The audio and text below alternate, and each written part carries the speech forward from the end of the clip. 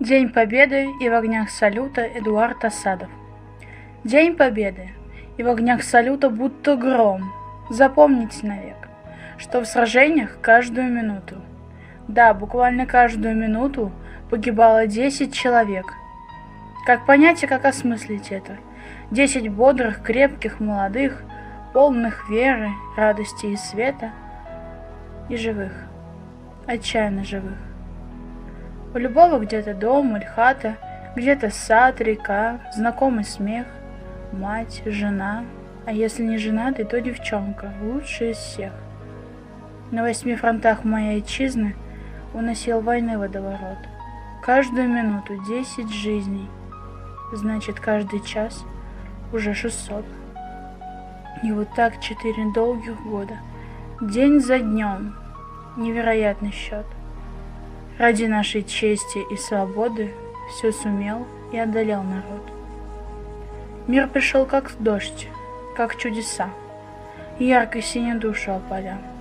Вешний вечер, птичьи голоса, облаков вздымая паруса, как корабль плывет моя земля. И сейчас мне обратиться хочется к тем, кто молод и горяч, кто б ты ни был, летчик или врач, педагог, студент или сверловщица.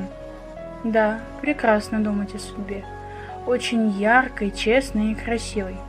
Но всегда ли мы к самим себе подлинно строги и справедливы? Ведь, кружась меж планов и идей, мы нередко, честно говоря, тратим время попросту зазря на десятки всяких мелочей. На тряпье, на пустенькие книжки, на раздоры, где никто не прав, на танцульки, выпивки, страстишки.